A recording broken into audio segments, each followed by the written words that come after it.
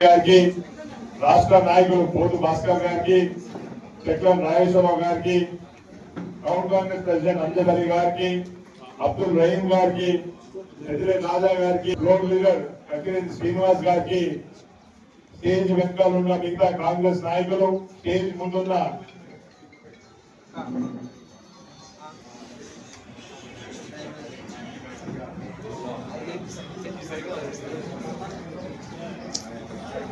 Stage మీద ముందున్న అందరు తోటి కాంగ్రెస్ కార్యకర్తలందరికీ హృదయపూర్వక నమస్కారం. వాస్తవంగా ఈ రోజు స్పీచ్ ఇచ్చే సమయం లేదు, సమయం కాదు కూడా. ఈ రోజు ఒక ప్రత్యేక కార్యక్రమం పెట్టుకుందాం అనుకుంటున్నాను. అందుకోసమే అందరిని పిలిచి దీపావళి ఇద్దాం అనుకున్నాం నిన్న, కానీ సమయ భావం వల్ల అది కుదరలేదు. దానికోసమే ఈ రోజు పత్రికలకు కూడా మా అభ్యర్థులు ఎవరో పరిచయం చేయాల్సిన అవసరం ఉన్న భావనతో నేను రమేష్ అన్న కలిసి సమావేశం ఏర్పాటు చేయడం జరిగింది. ఈ రోజు మొట్టమొదటిగా మన పార్టీ నుంచి 566 దరఖాస్తులు వస్తే అందులో మనం కేవలం 48 మందికి మాత్రమే మనం అవకాశం కల్పించాం. ఈ 566 అప్లికేషన్లో కూడా 249 మంది కాంగ్రెస్ పక్షాన 48 వార్డులలో నామినేషన్ వేసినారు.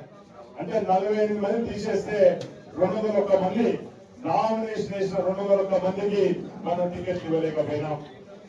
పార్టీ మీద గౌరవంతో, అధిష్టానం మీద గౌరవంతో కొందరు స్వచ్ఛందంగా తప్పుకున్నారు, కొందరిని రిక్వెస్ట్ చేస్తే తప్పుకున్నారు.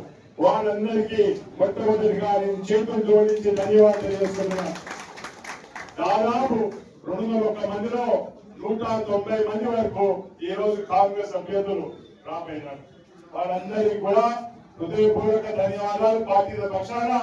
అదేవిధంగా మిగతా 10-11 మంది కూడా అభ్యర్థులతో ఈ రోజు నేను ప్రాధాన్యపడుతున్నాను, రిక్వెస్ట్ చేస్తున్నాను పార్టీ పక్షాన. ఖచ్చితంగా మీరందరూ కూడా పార్టీ లైన్ లో పనిచేయాల్సిన అవసరం ఉన్నది. అందుకోసమే సాయంత్రం వరకు వేచి ఉంటాం. నేను వ్యక్తిగతంగా అందరితో పిలిచి మాట్లాడతాను. ఎవరైతే డ్రాప్ అయ్యారో వాళ్ళతో కూడా వ్యక్తిగతంగా మాట్లాడి ఏం చేయాలో రమేష్ అన్న నేను కలిసి వారికి హామీ ఇవ్వడానికి సిద్ధంగా ఉన్నానని చెప్పి సందర్భంగా తెలియజేస్తున్నా. దానితో పాటు ఈ రోజు ఇందాక మాట్లాడుతూ రసయ్య గారు చెప్పినారు, చాలా పారదర్శకంగా, చాలా సాంకేతికంగా అన్ని ఆలోచనలు చేసి, అన్ని రకాల సర్వేలు చేసి, వడపోత కార్యక్రమం చేసి టికెట్లు ఇచ్చినామే తప్ప ఇంకో ఆలోచన చేయలేదు. చాలా మంది ఫోన్ చేసినారు పై నుంచి కూడా, మాకు ఈ కోటాలో టికెట్ రావాలి, మాకు ఆ కోటాలో టికెట్ రావాలని. నేను రమేష్ అని ఒకటే చెప్పినావు, ఇక్కడ కోటాలు లేవు, మెరిట్ ఆధారంగానే టికెట్ గెలిపే లక్ష్యంగా అందరం కలిసికట్టుగా మేము చేస్తున్నాం. సూర్యాపేటలో మాత్రం కోటా సిస్టమ్ నడవదని కూడా మేము గట్టిగా చెప్పడం జరిగింది. ఇది వాస్తవం. దానితో పాటు సామాజిక కోణం నుంచి కూడా మేము ఆలోచన చేసినాం. రమేష్ రెడ్డి గారు నేను కూర్చొని, వేలారెడ్డి గారు, భాస్కర్ గారు, మిగతా స్క్రీనింగ్ కమిటీ, ఉత్తమ్ కుమార్ రెడ్డి గారి సారథ్యంలో, అర్జున్ లక్ష్మణ్ గారి సారథ్యంలో, మన పార్లమెంట్ సభ్యులు యువనాయకుడు రఘువీర్ రెడ్డి గారి సారథ్యంలో అందరం కూర్చున్నాం. అన్ని విషయాలు ఆలోచన చేస్తాం. మీకు తెలుసో లేదో 50 సంవత్సరాల లోపున వారికి కాంగ్రెస్ పార్టీ ఈసారి 80% మందికి టికెట్ ఇచ్చినట్టు తెలుసుకుంటున్నాం. యువకులకు అవకాశం ఇవ్వాలి. కాంగ్రెస్ పార్టీ మొదలనే నిర్ణయం తీసుకున్నాం. బీసీలకు అధిక స్థానాలు ఇవ్వాలన్న ఆలోచనతో కాంగ్రెస్ పార్టీ పనిచేస్తుంది. మొన్న పార్టీ ఒక లైన్ తీసుకుంది, 42% మనకు బీసీలకు అవకాశం ఇవ్వాలని చెప్పింది.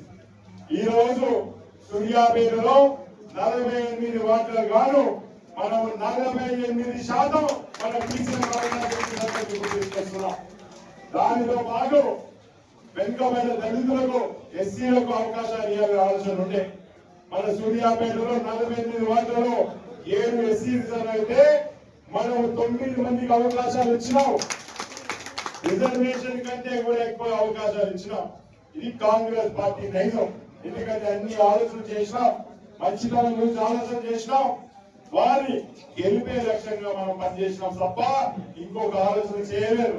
అందుకోసమే రమేష్ రెడ్డి గారు పూర్తి మనసు, మంచి మనసుతోటి పూర్తిగా మాకు సహకారం చేసినందుకు వారికి కూడా బహిరంగంగా ధన్యవాదాలు తెలియజేస్తున్నాను. ఈ రోజు సూర్యాపేట మున్సిపాలిటీని గెలవడమే లక్ష్యంగా పెట్టుకున్నాం. ఇంకో ఆలోచన లేదు మాకు. ఎందుకంటే ఇది దామన్న గారికి ఆత్మకు శాంతి చేకూరే విధంగా వారికి బహుమతి ఇస్తూ నేను రేపు మున్సిపల్ చైర్మన్ అయిన తర్వాత మొత్తం ఇక్కడ టీం అంతా చైర్మన్ గా తీసుకుపోయి